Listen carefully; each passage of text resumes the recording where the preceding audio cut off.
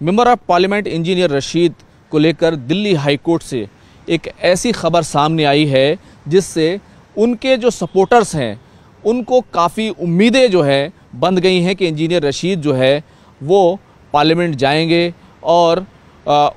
लगातार जो है पार्लियामेंट में जाकर वो अपनी बात रख सकेंगे। दरअसल दिल्ली हाई कोर्ट में उनकी जो कस्टडी पैरोल है उसका ट्रैवल खर्च को लेकर एक पिटीशन दाखिल की गई थी और special NIA court Patiala house की तरफ से जो कस्टडी को लेकर ऑर्डर जारी किया गया था उसको एक तरीके से चैलेंज किया गया था और ख़ास तौर से जो जेल प्रशासन है या दिल्ली पुलिस है उसके ज़रिए से जो ट्रैवल एक्सपेंसेस लगाए गए हैं उनका कैटेगराइजेशन जो है वो दिल्ली हाई कोर्ट ने मांगा था। ऐसी सूरत हाल में अब दिल्ली हाई कोर्ट में जिस तरीके की बहस हुई उस बहस से इंजीनियर रशीद को लेकर जो है तमाम तरह की उम्मीदें जो हैं वो बढ़ गई हैं और ये बहस जो है वो इसलिए भी काफ़ी दिलचस्प है क्योंकि इससे न सिर्फ इंजीनियर रशीद को फ़ायदा होने वाला है बल्कि कस्टडी पैरोल के तहत जो भी मेंबर ऑफ पार्लियामेंट संसद जाएंगे, पार्लियामेंट जाएंगे और उसकी कार्रवाई में हिस्सा लेंगे उनको भी बड़ी राहत मिल सकती है। दरअसल कल जस्टिस विवेक चौधरी और जस्टिस अनूप जयराम की जो 2 रुकनी बेंच है वो इंजीनियर रशीद के मामले की समाअत कर रही थी और उससे पहले हाईकोर्ट ने एक नोटिस जारी किया था जेल प्रशासन को, दिल्ली पुलिस को, और ये कहा था कि आप जो 1,45,000 रुपये दिन के हिसाब से मांग रहे हैं कि कस्टडी में जो ट्रैवल खर्च होगा उसको लेकर आप कैटेगरी वाइज बताइए कि आपने इसको कैसे कैलकुलेट किया है और कैसे कैसे ये तमाम चीज़ें जो है ये पूरा खर्च जो है इतना लंबा चौड़ा खर्च आ रहा है। हालांकि आप जानते हैं कि तिहाड़ जेल में जिसमें इंजीनियर रशीद बंद हैं वो जेल और पार्लियामेंट की दूरी जो है वो 20-30 किलोमीटर है, तो इतना लंबा चौड़ा खर्च जो है वो कैसे आ सकता है। ये पूरा जो है एक पस मंज़र था जिसके तहत एक कैटेगराइजेशन जो है मांगा गया था। अब जो इसमें बहस हुई उसमें वो काफ़ी दिलचस्प है और जो अदालत ने सवाल पूछे वो काफ़ी जो है अहम है। एक सवाल जो अदालत ने जब दिल्ली पुलिस की तरफ से कहा गया कि जेल प्रशासन नहीं बल्कि दिल्ली पुलिस ट्रैवल का खर्च जो है वो लेती है और इस बारे में बाज़ाब्ता तौर पर एक नोटिफिकेशन अधिसूचना है, तो इसको लेकर जो है कोई सवाल जो है नहीं उठाया जाना चाहिए। हालांकि कोर्ट की तरफ से कहा गया कि इंजीनियर रशीद ने हमसे अंतरिम बेल मांगी थी, हमने अंतरिम बेल नहीं दी। एनआईए ने इसकी मुखालफत भी की थी और ये कहा था कस्टडी पैरोल दे दी जाए और अगर जो है कस्टडी पैरोल दी जाती है तो ट्रैवल खर्च जो इंजीनियर रशीद पर ही लगाया जाना चाहिए। अंतरिम बेल तो बिल्कुल उनको नहीं मिलनी चाहिए क्योंकि उन पर टेरर फंडिंग का केस है और इसमें बड़े बड़े नाम जुड़े हुए हैं, तो बहुत ही सेंसिटिव और हसास मामला है। तो इस पूरे मसले को लेकर अदालत ने कहा कि जब हमने कस्टडी पैरोल दी है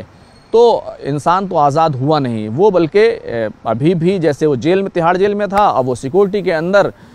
एक तरीके से जेल में ही वो सीधे पार्लियामेंट जा रहा है, तो सीधे तौर पर कोई लिबर्टी, कोई आज़ादी हासिल नहीं हुई। इसलिए ये कैसे कहा जा सकता है कि इंजीनियर रशीद जो है वो ट्रैवल खर्च देंगे। दूसरा जो अहम बड़ा सवाल जो इंजीनियर रशीद के वकीलों की तरफ से जो ख़ास तौर से उठाया गया कि इंजीनियर रशीद से ट्रैवल खर्च यानी कि जो गाड़ियाँ आएंगी, जो ऑफिसर्स आएंगे, जो उनका खाना पीना होगा, जो तमाम तरह की चीज़ें हैं वो तो इंजीनियर रशीद से मांगी जा रही हैं,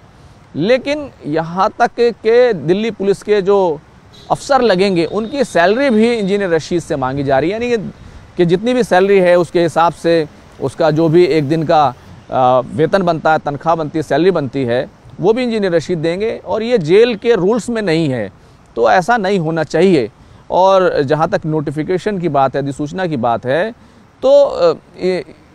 पूरी इस मामले को जो है जो जेल के रूल्स हैं उनको किसी अधिसूचना या जो है नोटिफिकेशन से जो है ओवर रूल नहीं किया जा सकता। तो एक बड़ी बात जो है वो कोर्ट की तरफ से ये कही गई है और इंजीनियर रशीद के वकीलों की तरफ से ये भी कहा गया कि वो खाने पीने का जो खर्च है वो पुलिस ऑफिसर्स का ज़रूर दे सकते हैं, लेकिन उनकी सैलरी वो जो है वो नहीं दे सकते। आपको मालूम है कि अभी इंजीनियर रशीद को 24 जुलाई से लेकर 4 अगस्त तक 12 दिनों की कस्टडी पैरोल मिली थी और उनको पार्लियामेंट जाना था, अपनी बात रखनी थी। उनके वकीलों की तरफ से दलीलें दी गई थी कि इंजीनियर रशीद जो पार्लियामेंट जा रहे हैं वो अपने लिए नहीं जा रहे हैं, अपनी ज़ाती हैसियत के लिए नहीं जा रहे हैं, बल्कि आवाम के लिए जा रहे हैं, लोकतंत्र के लिए जा रहे हैं। और अगर जमहूरियत में, डेमोक्रेसी में वो पार्लियामेंट नहीं जाएंगे तो एक ऐसी डेमोक्रेसी है तो ये उनका फ़र्ज़ है, उनकी ज़िम्मेदारी है और उनका हक़ है कि वो पार्लियामेंट जाएं और अपने इलाके के, अपने लोगों के जो है वो बात पार्लियामेंट के अंदर रखें। तो इंजीनियर रशीद एक दिन के लिए गए भी थे और उन्होंने वहाँ पर जाकर तकरीर की थी कि मैंने 1.5 लाख रुपए खर्च किए हैं और मैं दोबारा नहीं आ पाऊँगा, मुझे बोलने दिया जाए। तो इंजीनियर रशीद ने एक तरीके से अपना दर्द जो है वो बताया था। लेकिन अदालत में जो ये बहस हो रही है कि एक तो जेल ही एक तरीके से वो शिफ्ट हो जाता है पार्लियामेंट में। अदालत ने ये बड़ा नुक्ता उठाया है कि इंजीनियर रशीद को कस्टडी पैरोल मिली, वो सिक्योरिटी में है और जेल में ही में है, जो सिक्योरिटी है वो जेल ही है, वो कहीं जा नहीं सकते। और वो पार्लियामेंट गए और पार्लियामेंट जा करके फिर वापस आ गए, तो एक तरीके से जेल ही में रहें। तो इंजीनियर रशीद क्यों ट्रैवल खर्च दें? दूसरा सवाल जो नोटिफिकेशन के ज़रिए ओवर रूल करते हुए कहा गया कि ये जो कहा जा रहा है कि नोटिफिकेशन है और इंजीनियर रशीद को सैलरी भी देनी पड़ेगी, तो सैलरी नहीं देनी चाहिए और जेल के रूल्स में भी ये बात नहीं है और इसको ओवर रूल नहीं किया जा सकता। तो ये पूरी बहस जो है, दिलचस्प बहस जो है वहाँ जो हुई है। हालांकि इस पूरे मामले में ऑर्डर रिज़र्व कर लिया गया है, लेकिन एक बड़ी राहत की उम्मीद जो है इस पूरे मामले में जो है वो सामने आ रही है। दूसरी तरफ उनकी पार्टी जो अवामी इत्तेहाद पार्टी है, वो जम्मू कश्मीर में लगातार उनकी रिहाई को लेकर जो है अभियान चला रही है, मुहिम चला रही है। और 25 अगस्त को उन्होंने दिल्ली जंतर मंतर पर भी प्रोटेस्ट करने का, पीसफुल प्रोटेस्ट का ऐलान किया है। अब उनको इजाज़त मिलती नहीं मिलती है, ये तमाम चीज़ें अपनी जगह रहेंगी। लेकिन एक बड़ा जो पहलू है इस पूरे मसले का कि जब भी किसी को कस्टडी पैरोल मिलती है, हालांकि दिल्ली में चुनाव जब हुए थे तब हमने देखा था कि ऑल इंडिया मजलिस इत्तेहादुल मुस्लिम के 2 उम्मीदवारों को कस्टडी पैरोल मिली थी और उनसे भारी भरकम खर्च वसूल किया गया था। उससे पहले भी इंजीनियर रशीद ने भी भारी भरकम खर्च दिया है। हालांकि सिर्फ एक बार उनको दिल्ली हाई कोर्ट से राहत मिली थी और जो ट्रैवल खर्च है उसको कम कर दिया गया था। लेकिन अब जो पूरा मसला है वो ट्रैवल खर्च हटाने तक पहुंच गया है। बहरहाल इस पूरे मामले में दिल्ली हाई कोर्ट का जो ऑर्डर है वो ऑर्डर आना बाकी है। लेकिन जो बहस हुई और जो सवाल पूछे गए हैं उससे ये उम्मीद ज़रूर पैदा हुई है कि इंजीनियर रशीद आने वाले जो पार्लियामेंट के सेशंस हैं, जो अगला विंटर सेशन होने वाला है, उसमें आपको सेशन के अंदर वो अटेंड करते हुए दिखाई दे सकते हैं और उनके ऊपर ट्रैवल खर्च को जो है हटाया जा सकता है। लोगों की तरफ से दलीलें दी गई थी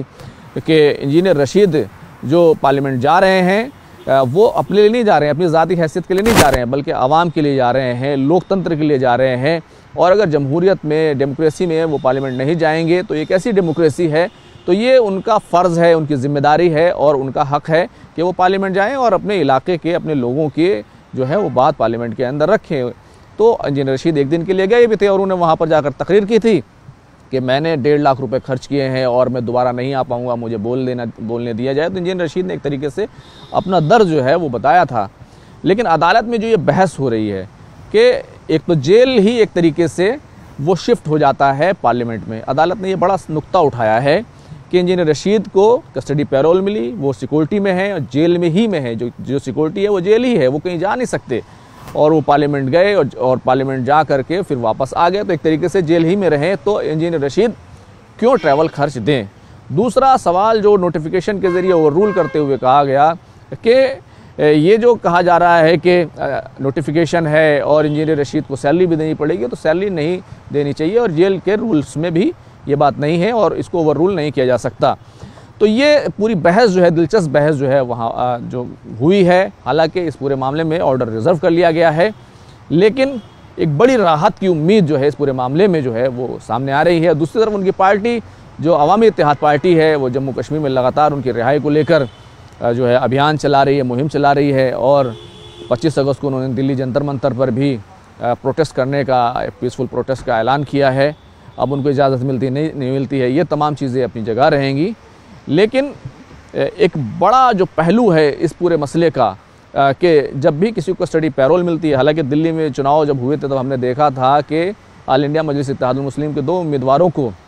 कस्टडी पैरोल मिली थी और उनसे भारी भरकम खर्च वसूल किया गया था। उससे पहले भी इंजीनियर रशीद ने भी भारी भरकम खर्च दिया है। हालांकि सिर्फ एक बार उनको दिल्ली हाई कोर्ट से राहत मिली थी और जो ट्रैवल खर्च है उसको कम कर दिया गया था। लेकिन अब जो पूरा मसला है वो ट्रैवल खर्च हटाने तक पहुंच गया है। बहरहाल इस पूरे मामले में दिल्ली हाई कोर्ट का जो ऑर्डर है वो ऑर्डर आना बाकी है। लेकिन जो बहस हुई और जो सवाल पूछे गए हैं उससे ये उम्मीद ज़रूर पैदा हुई है कि इंजीनियर रशीद आने वाले जो पार्लियामेंट के सेशंस हैं, जो अगला विंटर सेशन होने वाला है, उसमें आपको सेशन के अंदर वो अटेंड करते हुए दिखाई दे सकते हैं और उनके ऊपर ट्रैवल खर्च को जो है हटाया जा सकता है। कैमरामैन विपिन के साथ खुर्रम शहजाद, न्यूज़ 18 दिल्ली।